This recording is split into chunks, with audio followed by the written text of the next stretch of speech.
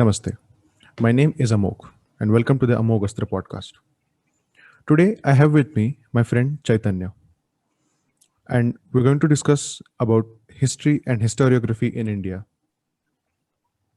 And that is why I think that is where Chaitanya and I first bonded over on Twitter. That's how we are friends now, and we share a common interest in history.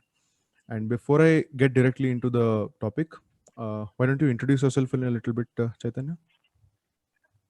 Uh, First of all, I want to thank you for inviting me on this podcast. Actually, we have been planning this for months now. So, finally, my pleasure to be here. And although I am a structural engineer by education, my area of interest is history, and that is specifically medieval history. Yeah. मेरा interest थोड़ा medieval history में ज़्यादा है अगर ancient history से compare किया जाए तो. So it's a very fascinating era to study about. Yeah.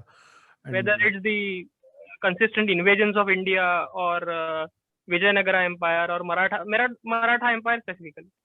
My area of interest is Maratha Empire. Since I am a Marathi, so it connects at an emotional level. Yeah.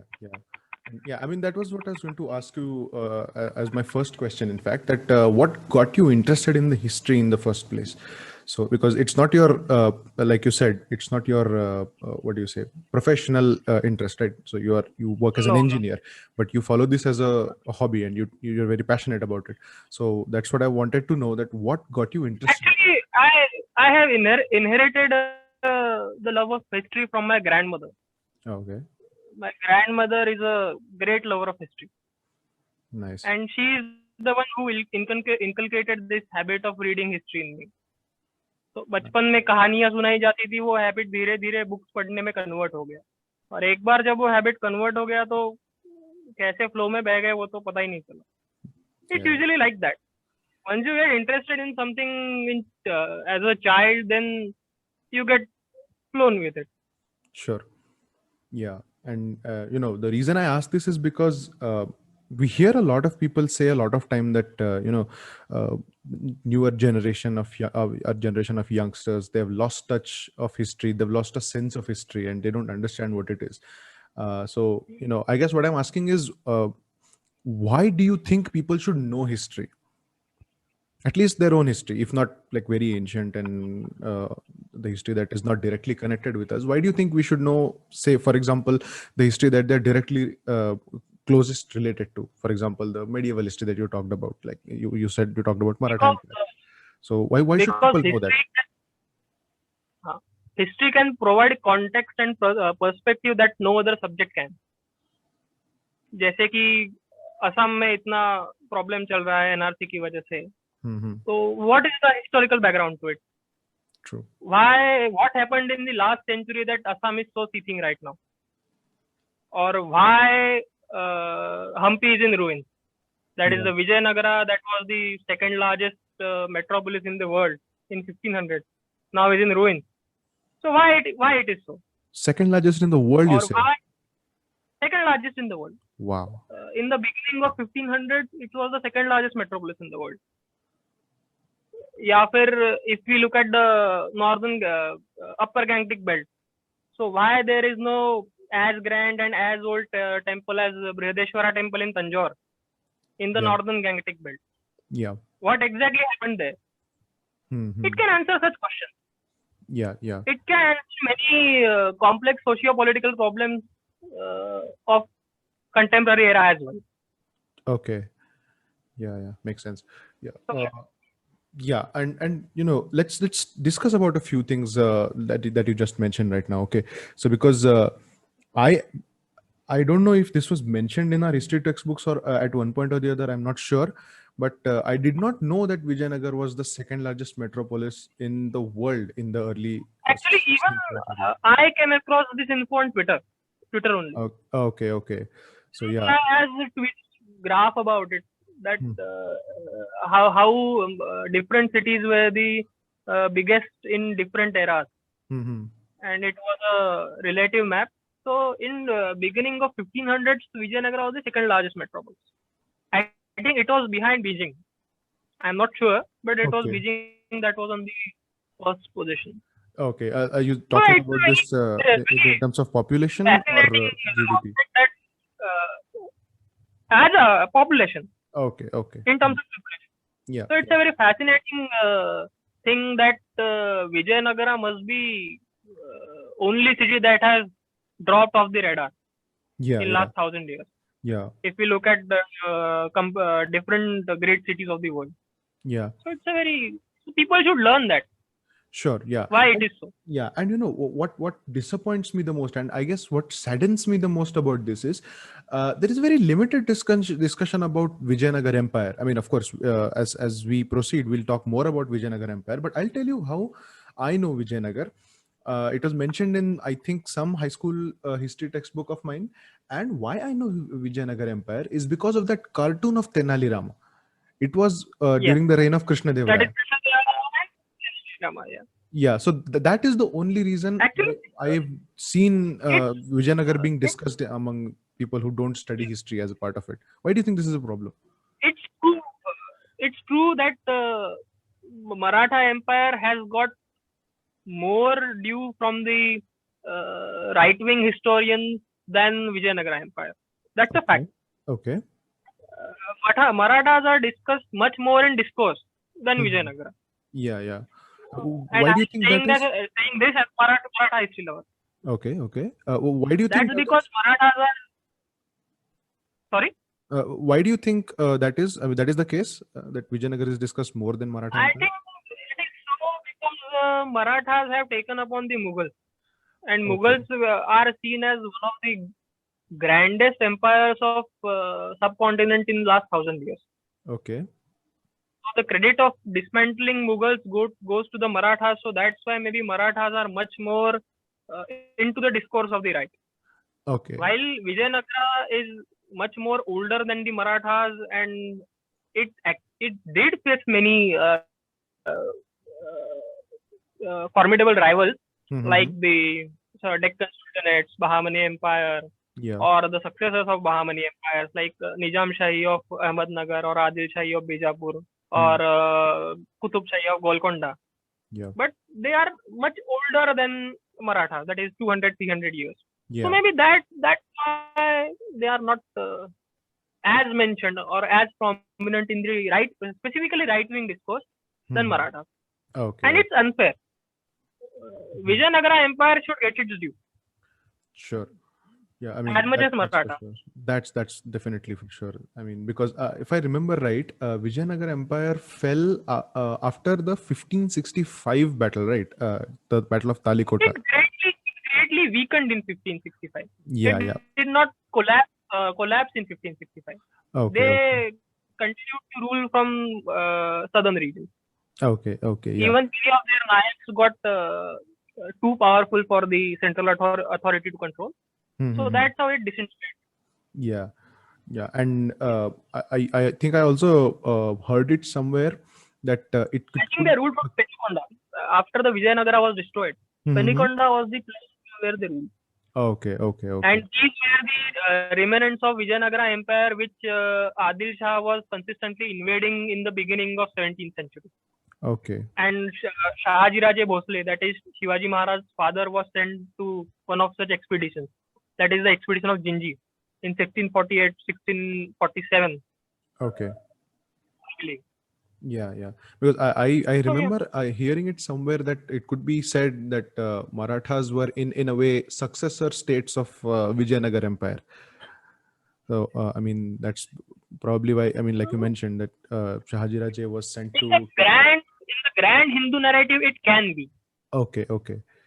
So it's not We necessarily can say that. causally linked like that, but we can connect the dots in retrospect. That's what you're saying. Yeah, it's a indigenous empire. So it definitely can be called a successor state to Vijayanagara Empire. Okay. But there is no such definite link. Okay, okay. Yeah, I understand. I mean, we can connect these dots in retrospect much better. Yeah, sure. Yeah, and one more big thing that you mentioned was that Maratha Empire gets its due, or maybe a little bit more than its due, because they took on the Mughals, which were considered as the grandest regime in the Indian subcontinent in the last 1,000 Last, years. last millennium, yeah. Yeah. So what I'm asking is, in a lot of popular history discourse, Mughals are the be all end all of Indian history, at least Indian medieval history. We know a lot of historians Yeah. who put out books and articles and discussions and speeches all the time, considering Mughals as the central point of Indian history in the medieval time. So they don't consider others worthy enough. How far true is that? Yeah. And I mean, why do you think Mughals are given such disproportionate attention in historiography of India? Actually, it's not just Mughals, it's also the slave dynasty of Delhi. That is the precursor to the Mughal Empire. That Okay. is the Delhi Sultanate, what we call it. Okay. So, in the when in 1192 that Prithviraj Chauhan was defeated, and when the slave dynasty established itself in Delhi, so from there on, the usual discussion is very Delhi centric. Okay. It's not just the not exactly religious bias. So actually, that problem is much more conceptual, because when the Republic of India became independent in 1947. Hmm. So founders of modern founders of India were, that is, we know all who these people were. That is Nehru, Gandhi, Yeah. specifically Nehru. Yeah. So he envisioned an idea of India where it is a religiously tolerant society where people are living in social harmony. Yeah. So for that, the icon he chose was Ashoka, who Okay. is considered a religiously tolerant figure Mhm. in quotes. Yeah. So in that, what we can say, Context, I guess. What do you mean? Context में, हाँ, तो इसी context में ये कह सकते हैं कि when the new republic was founded, Hmm. they wanted a specific version of history where Hindu and Muslim should seem to be living together in harmonious way. Okay. So for that to happen, they had to brush some dirty laundry under the carpet. Okay. Because they can't talk about temple demolitions. They can't talk about brutal raids that were carried out by the invaders. Yeah. They can't talk about the destruction of universities. So that bias was already there in Nehruvian idea of India. Okay. And that features openly when Nehru says to Rajendra Prasad that he shouldn't go to Somnath temple for its foundation because it will send a wrong message to Muslim population of India. Mm-hmm. So that clear bias, or bias is not exactly the right word. It's मतलब उनके version का history को वो एक challenging ये हो सकता है. Okay. So that's why they wanted a specific version of history for Nehruvian idea of India. And I think academia inherited that bias. Okay. The establishment. Okay. Yeah. Academia didn't invent it. Mm-hmm. This is my theory. I don't have any evidence to support it, but I think so that academia inherited it from the establishment. That is the Nehruvian idea of India. Yeah. So yeah. And one quick follow-up for that. There is another aspect to it. Okay. एक तो ये हो गया. दूसरी चीज ये है कि the pivot of history writing is very Delhi centric of the last 1,000 years, which it shouldn't be, because there are some blind spots in last 1,000 years of history where the power at Delhi was not necessarily a dominant power in India. Okay. Like say in the beginning of 15th century. Mm-hmm. They were not really a great power under Sayyid or at the time of emergence of Lodhis, etc. They were not really a great power. Okay. So at that time, that pivot should move to south. That is the Vijayanagara or Bahamani. or any different empire. That's how, that's how the history of last 1,000 years should be written. There should be multiple pivots for different eras, Sure. according to the dominant power of the era in the subcontinent. Like in Mughal era, if Mughal power was the dominant power, then the pivot should be Agra, Delhi, this region. In say 15th century or the beginning of 15th century, the pivot should be the south, that is the Deccan, that is Vijayanagara or Bahamanis or different empires. Or in 18th century, the Pune should be the pivot, because it were the Marathas that were running the show in India. Yeah. So Yeah. And I guess a quick little follow-up for that would be that you mentioned that the history writing in independent India since 1947 is kind of an inherited version of the Nehruvian idea of India. So, like you mentioned, right? They expect the Hindu population and inherited that bias.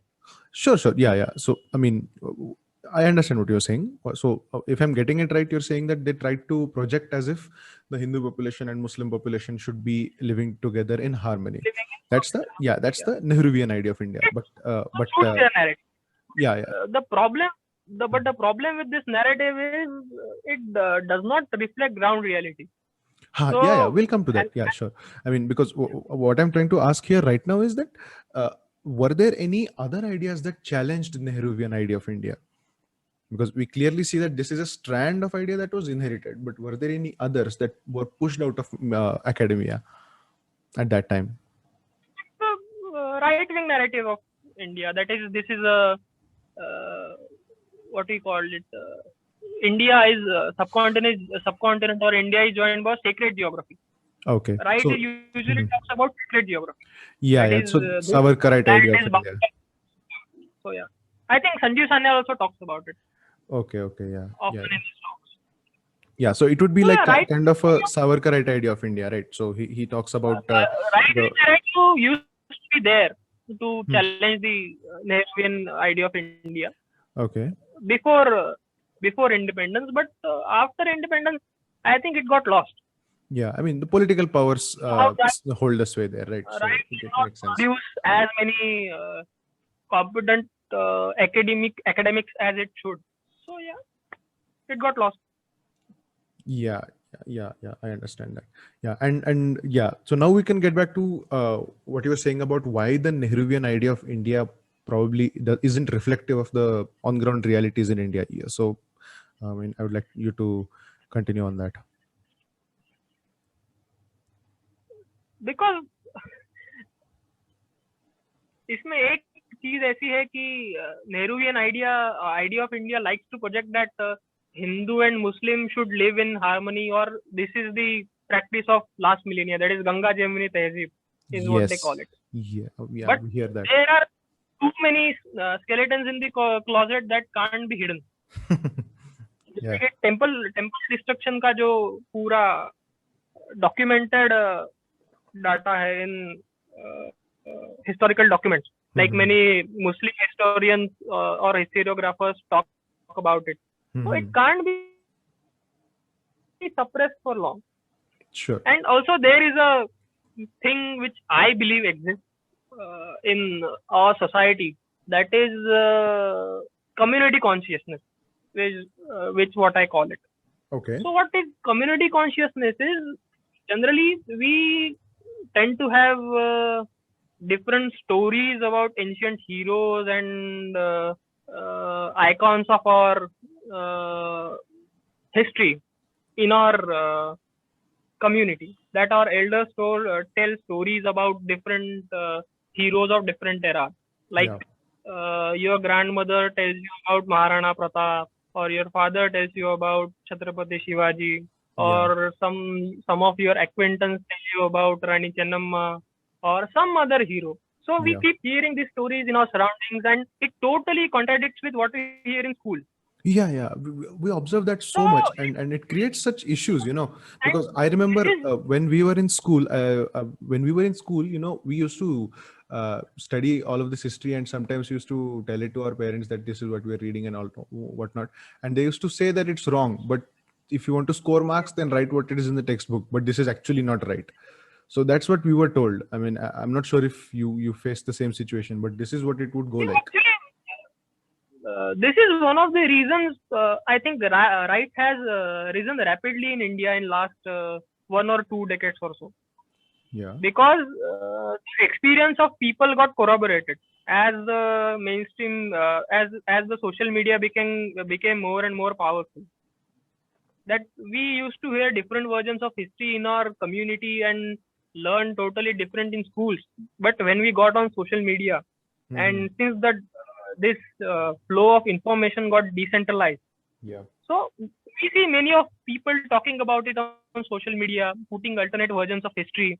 So our experience that we had in our community got corroborated. Yeah. So it helped in a way to accentuate the process of falsifying or dismantling the left version of history. Yeah. So Yeah. in a way, it's a very fascinating thing that MSM, which should be an ally of the left, actually has helped right more in calling out the propaganda of the left. So it's a very interesting phenomenon. Yeah. Yeah. I mean, It it has kind helped of right backfired. massively. Yeah. Yeah. Yeah.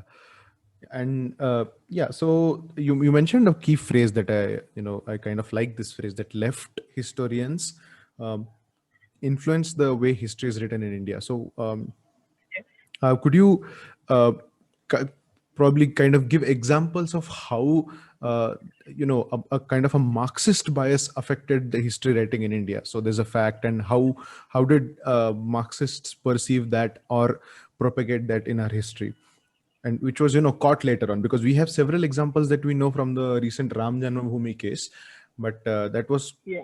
I mean, that's just one example. So do you know any more of these more of such examples where, I mean, kind of they're just lying blatantly, and when they were caught, they're nowhere to be seen? Or you could Yeah, just the recent example is of detail about DN. Ram Janmabhoomi itself. The recent example is of DN Jha. He recently passed away, and there was an article floating around on Twitter about how he has falsified the uh, evidence about the destruction of Nalanda University, where he talks about that Nalanda was destroyed by Hindu fanatics and not Wow. actually Bakhtiyar Khilji. So, yeah, there are many such examples.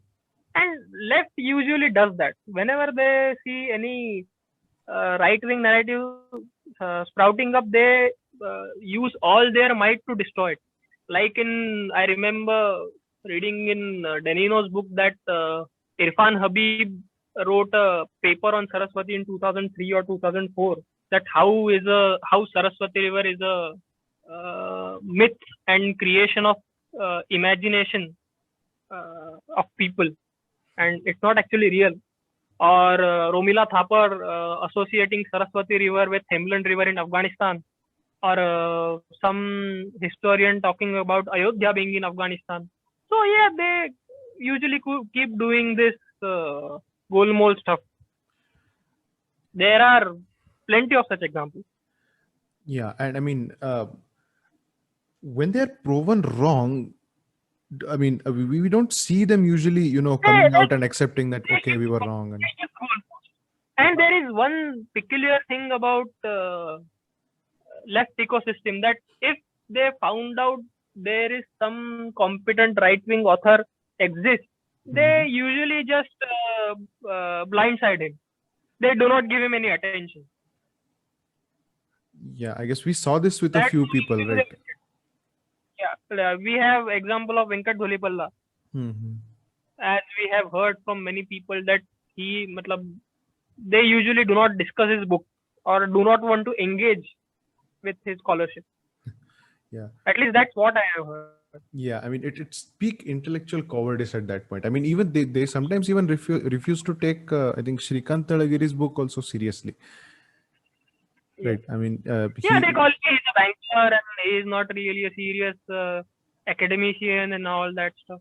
So yeah, Yeah, and yeah, I mean, this bias always kind of creeps in, and they never accept their mistakes in public. I mean, I just remember, I don't remember who this historian particularly was, but she was asked to give some statement in Supreme Court in the Ram Janmabhoomi case, and she had That was said, Supriya Sharma. yeah. So if I remember Yeah, yeah. right, she had given one statement in the media and then said something completely opposite in the Supreme Court because she was, afraid of lying to the court.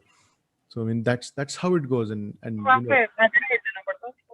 झूठ बोले तो पकड़े जाएंगे. correct, yeah, So yeah, that's how they operate. yeah. I mean, it's so dishonest. I mean,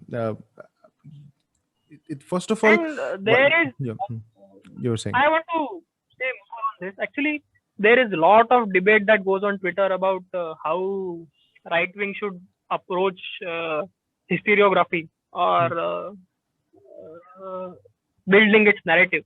The way I feel this about is as long as left is dominant or it exists in academia in significant numbers, it never gonna let right-wing narrative settle in universities or academia. It will always try to unsettle them. Right. So they are actually very intolerant bunch. So if right really wants to win this war of narrative, they have to do institutional capture of academia. There is no other option. Okay, yeah, that makes sense. Yeah, I mean, why would you Without willingly? institutional capture, you cannot defeat left because left doesn't want to give you space.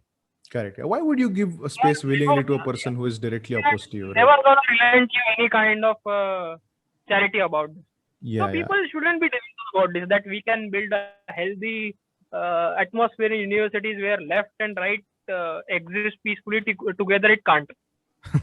Either right-wing narrative of historiography will survive, or the left-wing narrative of historiography will survive. Both can't. It's like that Harry Potter philosophy prophecy, where I think Sabel Trelawney says that one has to die in order other to survive. Yeah.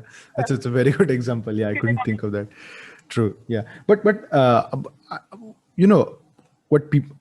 I would think is, I mean, I as in a person who's not exactly whose primary interest other than their profession is not history. So like I do not pursue history as my primary passion other than my work. So I mean, I read other stuff.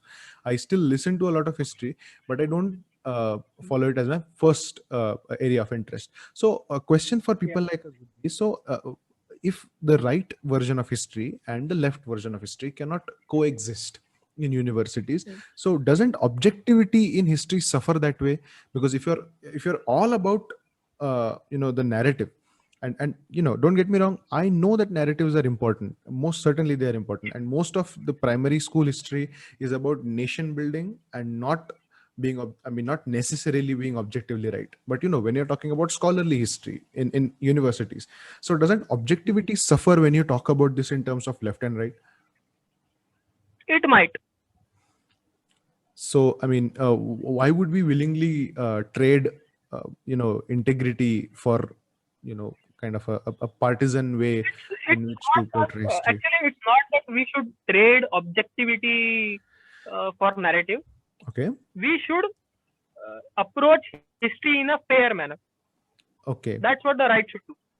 That they should accept that whether there are any wrongs committed by, say, indigenous empire, and it should also talk about the wrongs committed by the invaders. And it should talk about the positive things that have been what can we say done by the indigenous empire, and the positive things, few positive things that were there in the empires built by the outsiders. Okay, I understand. It should be approached in a fair manner. True. We not really need to sacrifice objectivity to win the war of narrative. Objectivity can have its place. Sure. Yeah, I mean, yeah, it's not that when I started this podcast in the first ever episode, I just mentioned that neutrality is not what I'm looking for. I mean, it's okay, completely okay to have a bias, but as long as you're objective, as long as you're seeing facts as facts, it's okay. Yeah. Yeah, okay, yeah. Objectivity. Sure. Okay. So बायस है इसका मतलब ये नहीं है कि हम सच को भूल जाए. exactly. Truth should not suffer. Sure. Yeah. That I understand. Correct. Yeah. So let's go into a few details about something that you mentioned a while back. So you mentioned that the Indian history writing is very Delhi centric, and in different periods over the last millennium, What is Delhi? Yeah. So it's pivoted around Delhi, in and around Delhi, right?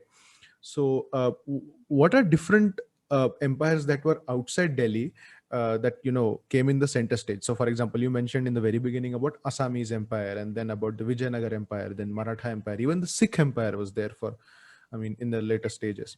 So I mean, let's go into each of these. So how do you think we should arrange the what do we say, major powers, regional powers outside of Delhi? So I mean, chronologically going in the second millennium, how does it go? It should move chronologically. Okay. But the pivot should move. Chronology should be straight. Okay. But the pivot should move as the dominant power in the subcontinent changes. Okay. So yeah.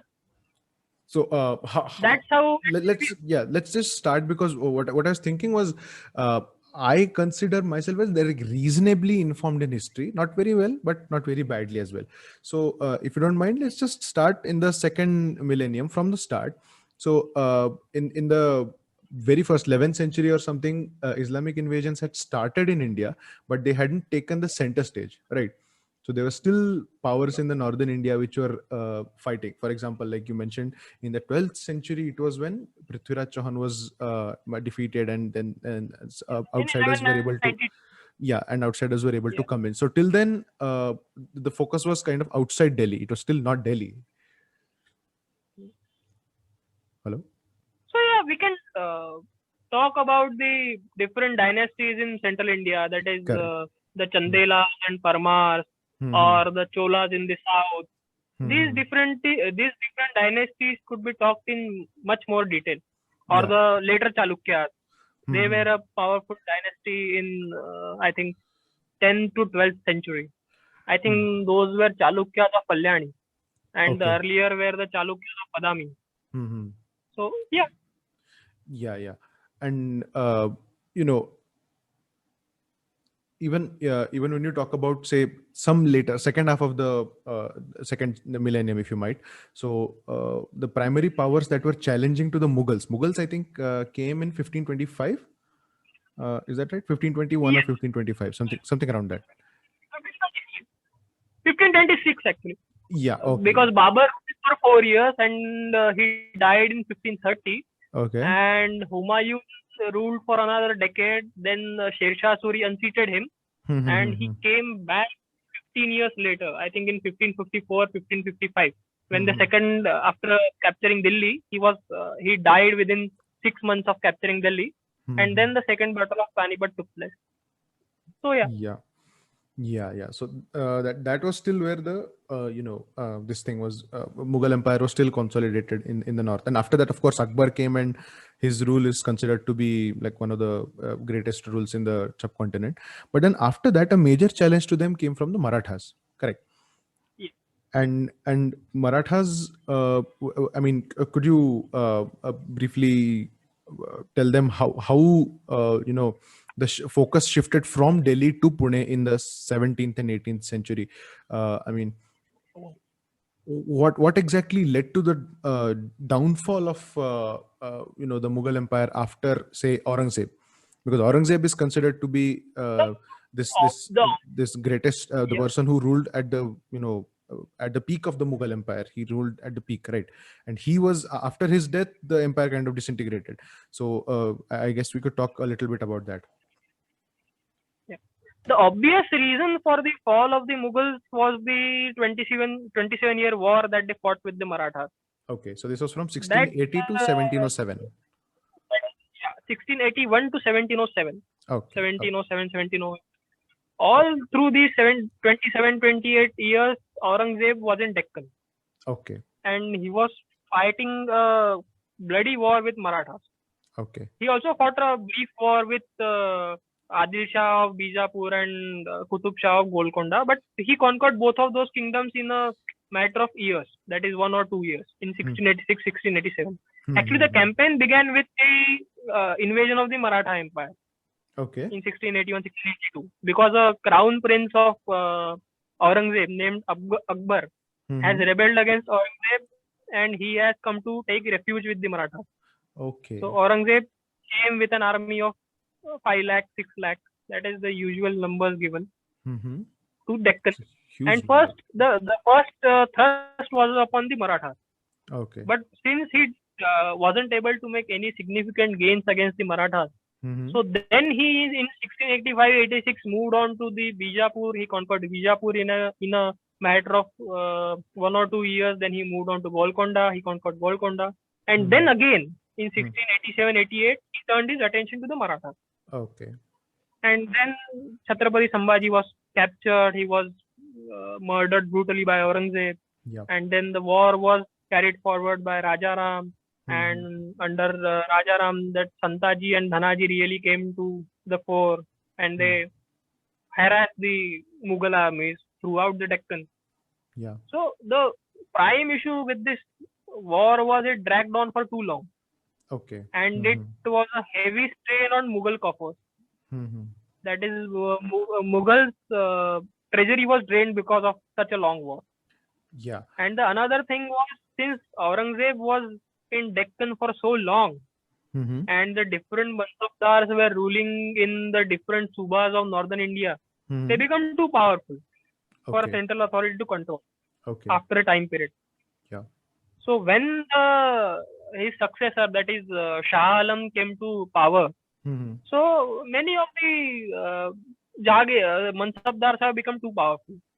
Okay. And after the death of Bahadur Shah in nearly 4 or 5 years, that is, he was known as Bahadur Shah. His title name was Bahadur Shah, but he used to be known as Shah Alam earlier. After his death, there was a bloody war between different princes, and many competent Mughal generals got killed in different succession wars. So they lost military leaders, as well as their financial situation was dire. Yeah. And many of the Mansabdars were becoming too powerful for the central authority to control. Yeah. And this was a very conducive environment for Marathas to grow and expand. Yeah. Because Marathas have, in simple terms, outlasted the Mughal onslaught. They have survived the 27-year onslaught of Mughals. Yeah. So Marathas had that, what we can say, advantage. Yeah. Yeah. And I think it was during roughly the same time that, even the Sikh Empire had a lot of conflict with the Mughal Empire, right? It was beginning then. Okay. Actually, Guru Gobind Singh came to Deccan with Bahadur Shah, as far as I remember. Okay. And he was assassinated on the banks of Godavari in Nanded. Yeah. That's why Nanded is such a holy place, considered a holy place in Sikhism. Yeah. I mean, I'm from Nanded. I know that. Yeah. The Sikh resistance was on the rise in the beginning of 18th century. Then there is a big period of Misl era in Sikh history. And that is, I think there are 16 or 18 different Misls in Sikh history. And finally, then Ranjit Singh, towards the end of 18th century, united all those Misls and built the Sikh Empire. He was from Shukar Chakia Misl. Okay. He himself was a member of. He was himself was the head of Shukar Chakia Misl. And that's how they built the Sikh Empire. Yeah. So, yeah. And one of the, again, another major powers that was opposed to and had a lot of wars with the Mughal Empire, specifically during Aurangzeb's rule, was the Ahom Empire, right? And we know how the Mughal army was defeated in the Brahmaputra River, if I remember it right, by Lachit Borphukan and his fleet. Battle of Saraighat. Yes. Yeah. So again, that was against Aurangzeb, right? Yeah. Yeah. And I think Shayasta Khan was the governor of Bengal then. I'm not sure exactly, Oh, okay. but I think he was the governor there. Oh, yeah. And okay, let's go into this. Okay, so we both are from Maharashtra, and as is the case with most people from Maharashtra, we know the story of Shaista Khan. But there may be a lot of listeners, for this podcast that who do not exactly know who Shaista Khan is and why a lot of Marathi people know him. So, could you briefly narrate the story of Shaista Khan himself, so that it's a fun story for us to listen to? Yeah. Actually, Shaista Khan was one of the chief commanders of Aurangzeb, and he was his uncle, maternal uncle, Mhm. as far as I remember. Yeah. And he backed him heavily in the War of Succession. So when Aurangzeb became emperor, he made him Amirul Amra. That it's a title in Mughal Empire. That is, I think, chief of the armies, what they call it in English.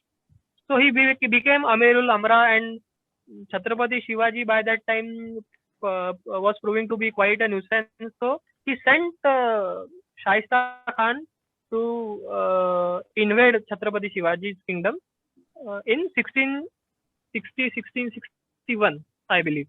Okay. That was when Chhatrapati Shivaji was in Panhala, and whole Siddhi Johar siege was going on, who was a general of Adil Shahi Empire. But Chhatrapati Shivaji escaped from Panhala and gone to Vishagar thanks to the bravery of Baji Prabhu Deshpande in Pawankhand. Hmm. So after that, Chhatrapati Shivaji started to pay attention to the problem of Shaista Khan, who came to Pune and established himself in the Lal Mahal, where Chhatrapati Shivaji has grown up. So since he had resided in Lal Mahal and Chhatrapati Shivaji knew about the compound pretty well, and he knew that Shaista Khan was the force that was holding that army together. So yeah, he decided to carry out a daring raid on Shaista Khan's residence and kill him, so that this invasion can be Kind of defeated, put to terminated. rest. You Yeah. can say. Yeah. So Chhatrapati Shivaji, with his some of his friends, childhood friends who knew Lal Mahal as well as him, like I think Baba Hari Deshpande and Chimraji Hari Deshpande were their names, and Talaji Malusare was also there with him, Okay. So became Stanaji Malusare is very who is very well known for the attack on Sinhagad yeah. in 1670. Yeah. So And this is from the if other people may want to remember, this is from the movie Tanaji. He's the same Tanaji Malusare who was with Shivaji Maharaj. So he carried out a daring commando-style raid on the residence of Shaista Khan in the night. Yeah. And while Shaista Khan was trying to run away, I think his 3 fingers on the left hand were cut by the sword of Chhatrapati Shivaji. And he got so scared of this raid on his residence by Chhatrapati Shivaji into the night. I think in 2 days he lifted his camp and moved to Aurangabad from Pune. And Aurangzeb became so wroth with him that he transferred him to Bengal from the Deccan frontier. Yeah, and and that's why he wasn't stationed in Bengal when I think that's when the Battle of Saraighat happened, right? He was a governor of Bengal for a long time. For 20 or 30 years, he was the governor of Bengal. Okay. I don't know he was governor of Bengal in 1670 specifically when the Battle of Saraighat took place, but he was there for Bengal for a long time. Yeah. I mean, such stories are, like you mentioned previously also. So these stories may not necessarily be taught us through history, but these are like the oral traditions, or like mother to kids, and then they propagate it to their kids, and that's how the story, the oral tradition of these stories go on. So they are not necessarily reflected in this history that we study, but these stories kind of keep the indigenous versions of this history alive. I think that's what the point I'm trying to make. Yeah. Is what I feel it. Yeah. So yeah, and since we are talking about Aurangzeb, I I think don't. this community consciousness is the reason, is why I think the Indian society in general survived the leftist onslaught by in terms of academia, Hmm. in terms of history. Yeah. Yeah. It Yeah. did not let uh, leftist version of history totally absorbed by the society. Sure. Yeah. So, and interesting reflection of this is generally when we see rich or upper middle class kids, they are usually much more ignorant about this stuff than the middle class kids or kids from the lower rung of society. They are Mhm. much more aware about the story. Hmm. But since the community structure becomes uh, loose in comparison, Mm-hmm. when we move up the ladder of the wealth, so kids are usually ignorant about this stuff, and they are more inclined to believe the leftist version of history. Yeah. Yeah. And So also, I think they're that's more why likely to many, go to universities where this is fed, right? yeah, yeah. So. So Mhm. that's why these kids are more buy into the left version of history. Yeah. Yeah. And since Yeah. I mean, we were It's very also talking about Aurangzeb as well. I don't think we can, talk about Aurangzeb and not touch upon Audrey Trushka.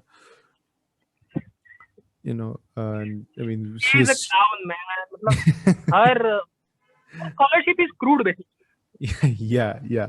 I mean, It's she's not actually it's not Andre Troshke who is specifically a threat okay. to Western historiography, but it's people like Richard Eaton. Okay. You're going to have to Scholar, explain who Richard Eaton is. yeah, her scholarship is crap, basically. Yeah. It's Okay. absolute crap. Okay. And usually, what left does is it sells crap, but it Okay. does with sophistication. So that's Yes. why people buy it. This Yeah. thing, right, needs to learn from the left. Okay. That is, propaganda करना है और कचरा बेचना है तो चलेगा, लेकिन Hmm. Sophisticated packaging में बेचो. Okay. That's what Richard Eaton does. That's why Richard Eaton is so popular. Okay. That I read his latest book few months ago. That is, you know about this, that India in Persianate Age Okay. is the Hmm. new book of his that came out in, I think, 2019, I guess. Okay. Okay. So when you read his book, and if you are a totally ignorant in ways of history, Hmm. you will think that, wow, this is such a brilliant book, because packaging is brilliant, Okay. and it helps persuade a ignorant mind. Andre Oh. is very Andre is very crude in her scholarship. मतलब बकवास है. Hmm. Yeah. I mean, what I find the most fascinating about Audrey is of in the entire, a dynasty of Mughals that ruled India, she chooses Aurangzeb to sanitize. I mean, what are you thinking? I mean, Whom even Nehru dumped. yeah, I mean, it's Even Nehru impossible to is very sanitize that guy. talk about Aurangzeb, or what we can say, appropriate Aurangzeb in his version of history or his version of narrative. Yeah. I mean, okay. One of the most blatant things she says, and she defends it. Okay. She says is Aurangzeb protected more temples than he destroyed. I mean, I would like, I would seriously, यार तुम बताओ, what do you मैं think about this? इसके बारे में सोच रहा था कुछ दिन पहले, when I Hmm. saw that flash on Twitter, Hmm. कि अगर कोई pagan king होता यूरोप में, Hmm. and suppose he was ruling on areas around Vatican, Hmm. and if we say he had demolished one of the most important churches in Vatican, Hmm. and some Ponga historian came 1000 or 2000 years later, and he said that that king protected more churches than he demolished. What would have been the reaction of Western world and Eastern world? Yeah. It would have been very different. मतलब Kashi, which is one of the holiest places in Hinduism, Mm-hmm.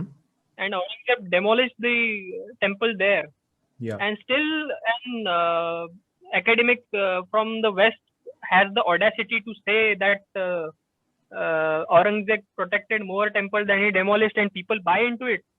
It is very fascinating. Yeah. I mean, It's the level of colonization in a way that people are ready to buy any kind of crap that the people of the West peddle.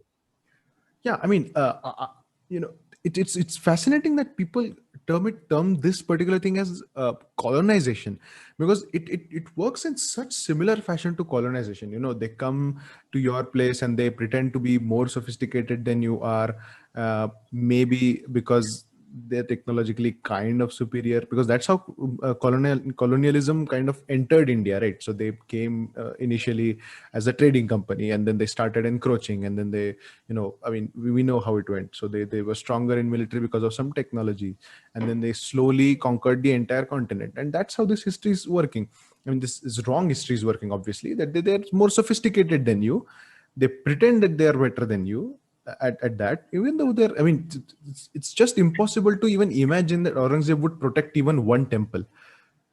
Why would he protect even one temple? It's just that, like someone I think said on Twitter itself, that he might have missed a few temples to destroy.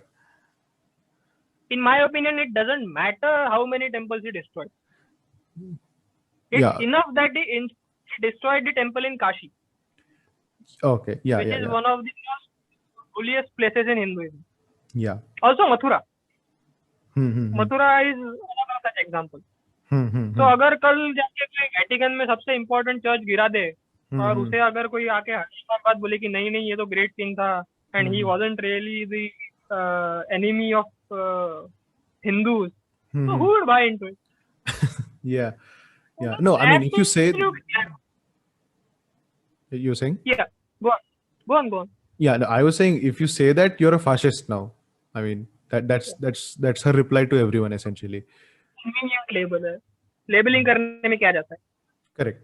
I mean, कुछ जाता तो है नहीं, and the other thing is these labels are effective because these labels are picked up by the correct audience just like that. They understand what fascist means, so they immediately lap it up. And I think, I'm not sure if this was Audrey or not, or if this was someone else, but even there was a similar defense of what Tipu Sultan did in the south. I mean, I fail to understand why people even bother to talk about these things, which is so obviously false. But I guess because there's no pushback, people have bought into the specific version of history, and they are not ready to see the alternate fact. Yeah, that should be the answer to it. Yeah, and if a person with a clear mindset would look at the fact objectively, he will know what is the truth. Sure. But people are not ready to look at the fact. Yeah. And generally, such is the kind of discourse on different social media platforms, whether it's Twitter or Facebook or any other platform. People are not ready to see the alternate facts or the facts produced by the other side. So yeah, right should left तो ये मतलब engage नहीं करता तुम्हारे facts से. Right should definitely read the stuff written by the left. Yeah. Because सबसे ज्यादा clues उनके narrative को demolish करने के लिए तुम्हें मिलेंगे तो उन्हीं के literature में मिलेंगे. Okay. सबसे ज्यादा clues उधर ही मिलते हैं. Like there is plethora of stuff I have learned from say Richard Dieter's books and Andre Turske's book that otherwise I shouldn't have learned. और मुझे कभी पता नहीं चलता. Like Andre talks about there is this ridiculous argument in her book that Aurangzeb might have reinstated jizya so that he wanted to employ Muslim clerics. Wow. That's an actual argument in her book. Seriously. Or Richard Deaton talking about some temple demolition in 12th or 13th century, and he was talking about how that author of that inscription is praising Delhi Sultan, etc., etc. So you learn many new things Hmm. about history from their books as well. But there is also content that you can use to demolish their argument. Yeah. I mean, People should definitely read versions of history. yeah, People shouldn't ignore it. certainly. It will just empower you to fight their argument. Sure. Yeah. I क्योंकि mean, अगर if तुमको you're not argument नहीं पता, तुम लड़ोगे. exactly, that was Loopholes I was निकालने going को for. ना True. Yeah. I mean, if you don't even read them, then how do you know what you're fighting, right? Yeah. Yeah, and one more thing that I think Audrey herself had tweeted a few days back, 2 or 3 days back. She said that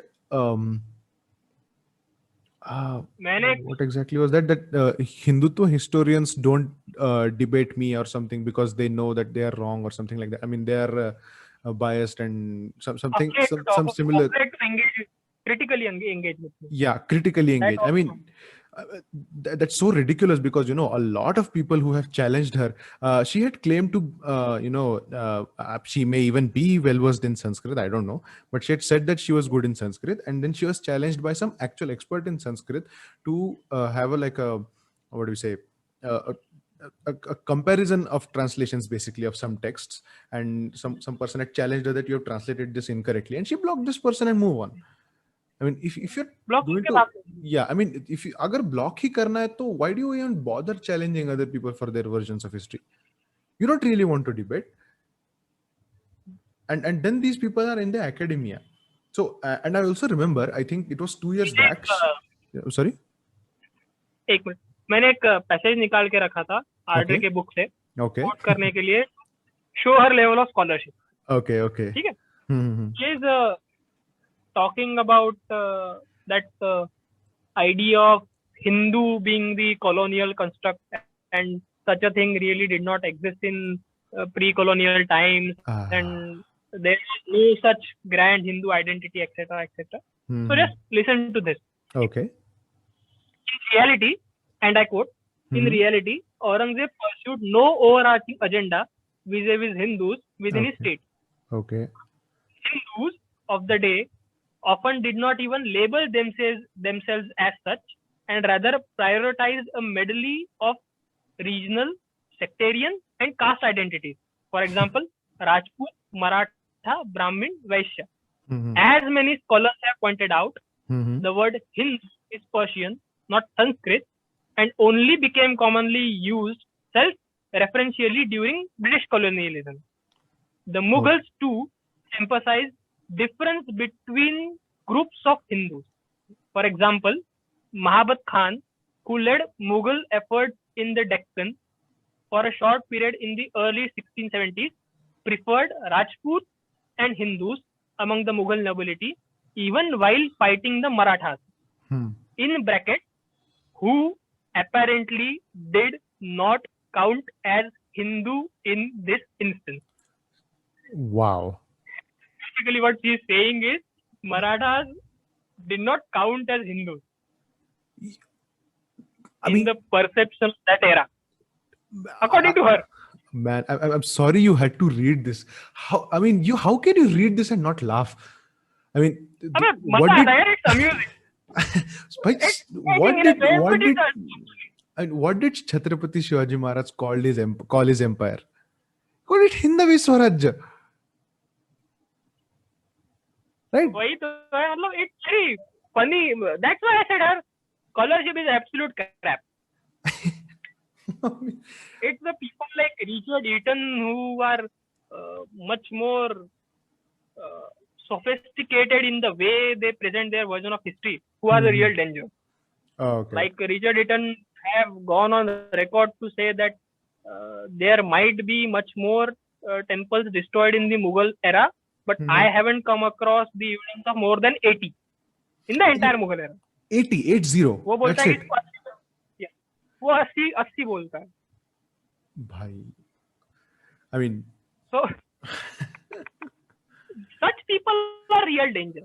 Yeah, I mean, if you go by, for example, what Subramanian Swami says, if you go by, for example, what people like Subramanian Swami says, he says that he has a list of 40,000 temples with names. 40,000 temples. I mean, he says that. Even I'm aware. Sitaram Goel has documented them extensively in his book.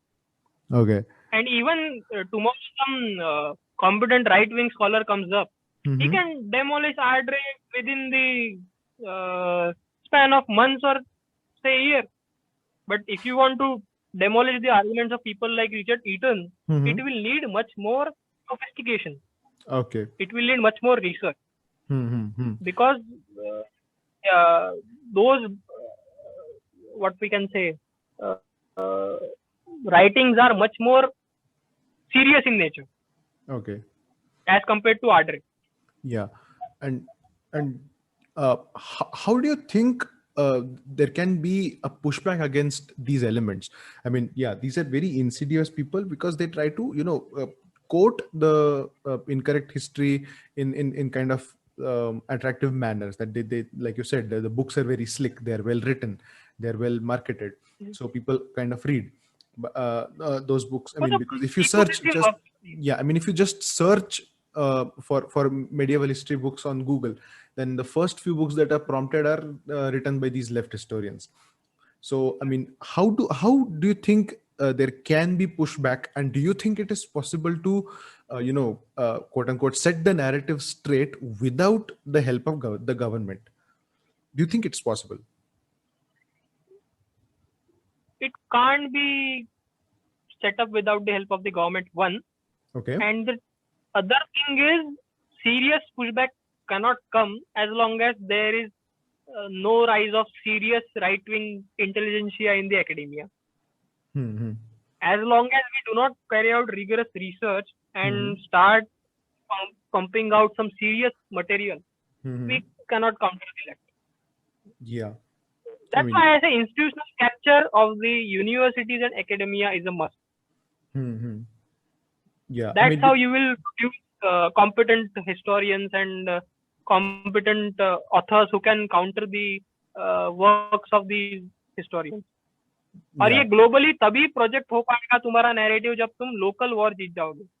True. मतलब it's foolish to expect that we will take upon the international propaganda without winning our domestic wars, specifically when it comes to history. घर में तो पहले जाओ, बाद में इन लोगों से लड़ते फिरेंगे. True. Yeah. I mean, yeah. One of the most frustrating things about this is January 2019 में, okay, 4 months before the election is going to take place, the Lok Sabha election in India is going to take place, Prakash Javadekar आता है और बोलता है कि we are proud that we have not changed one single comma in the textbook, history textbooks. अब क्या बोले? I mean, he's proud of it. अरे फिर तुमको बिठाया क्यों वहाँ पे, मतलब? What was the point of getting you there? अच्छा हुआ एजुकेशन मिनिस्टर नहीं रहा, चेंज हो गया. हाँ, yeah, I mean, वो तो है. And recently there's this one thing that it's good that I got reminded of this because of this. I think Ruchir Sharma shared that article about UGC finally making changes about this, that Irfan Habib and I think who was the other one? R.S. Sharma. R.S. Sharma being dropped. Yeah, R.S. Sharma being dropped from the reference books, and many changes in how the history is perceived in undergrad courses. So yeah, it's a welcome change. Yeah, I mean, that I read and I was like elated. Yeah, I mean, finally I think the whole doing the right things. Celebrating that. Yeah. I mean, finally these people are doing the right things now. It's a start. It will be slow, but yeah, it will happen eventually. Yeah, and there's a lot of I think this newer generation of people who write history who are not necessarily historians by profession, but they're doing nice objective research and they're putting out books.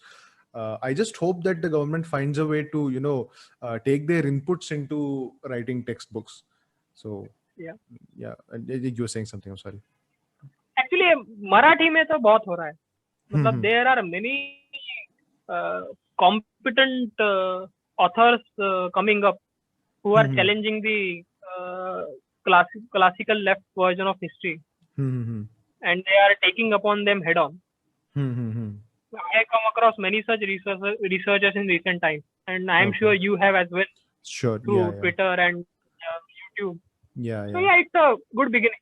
Yeah, it's a start, and let's hope that it goes quite, I mean, to its fruition, and we see what exactly was kept hidden from us. I mean, since there's no other way to put it, there's a lot of the stuff that was not even exposed to us.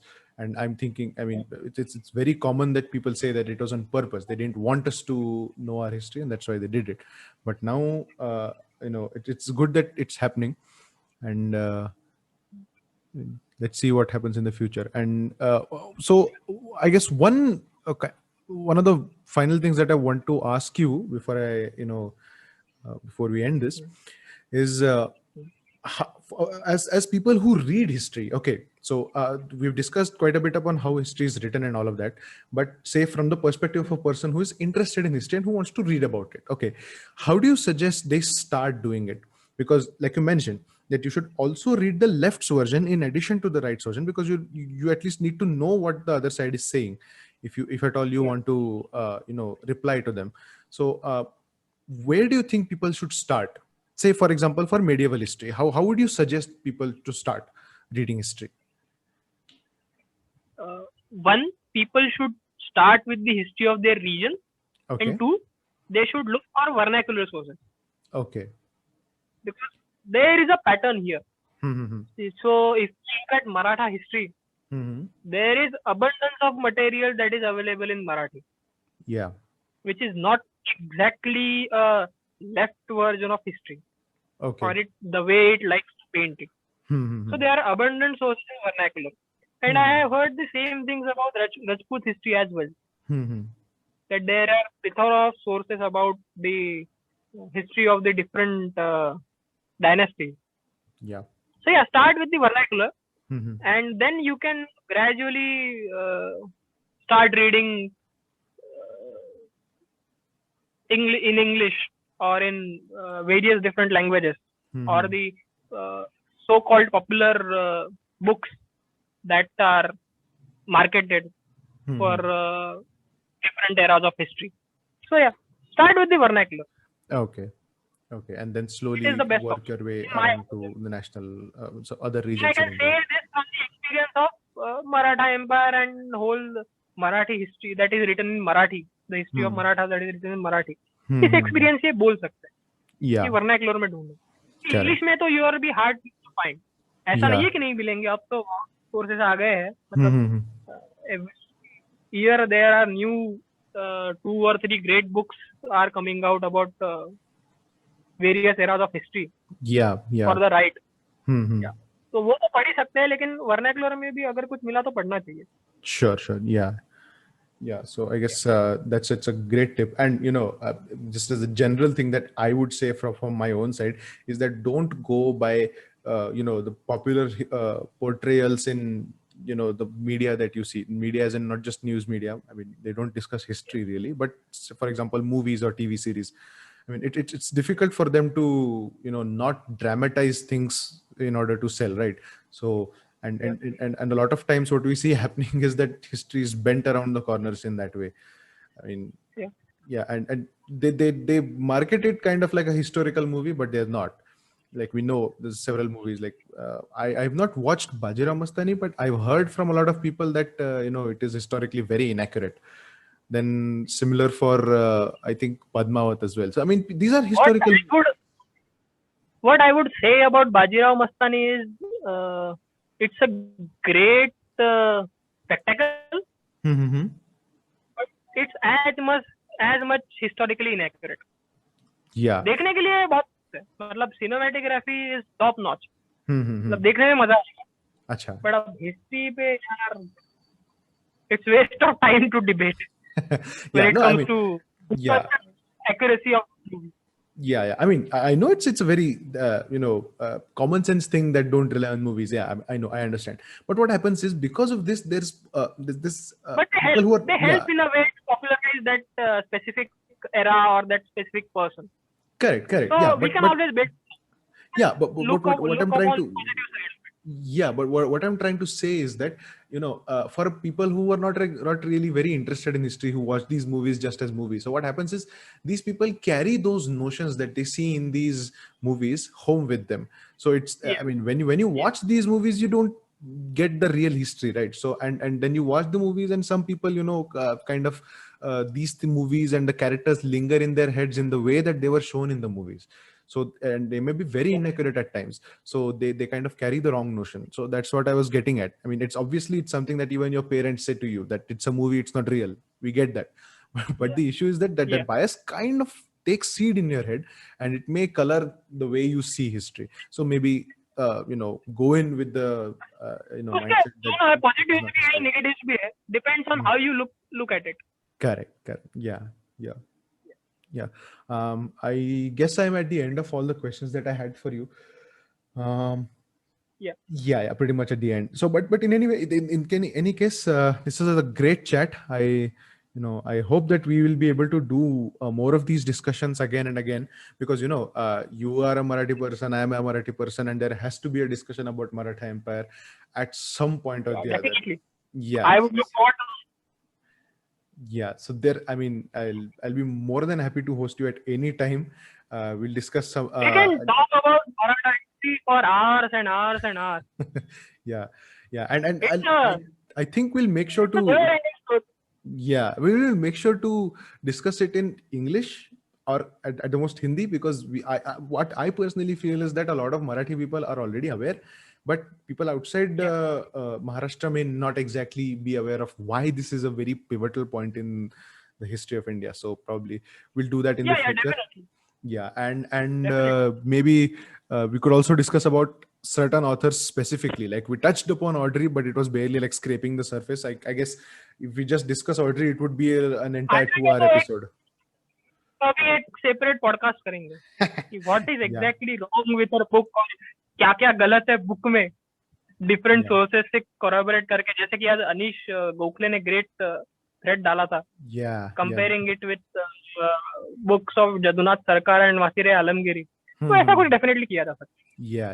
I'm करेंगे यार. I mean, I'm very interested in getting to know these things. See, मेरा problem क्या होता है कि I read certain specific kind of books. I read like the philosophy and science, but then what I do is for all the others that are kind of side interests for me, I listen to podcasts or listen to people speak about it. So that's why it's not like I'm completely disconnected, but I do like to listen to people talk about these things, and specifically history. So I'll be more than interested to have, more than happy to have you on the podcast at any time. And I guess that's all I have to say. And thanks for joining me today. And thank you for joining. Hope to see you again. Sure, definitely. Okay, so guys, I'll leave the Twitter handle of Chaitanya in the description. So make sure that you follow him. He also writes threads on history, and maybe you'll be interested in seeing how he himself writes. And be sure to connect with him on Twitter as well. And that's all for today. Namaste.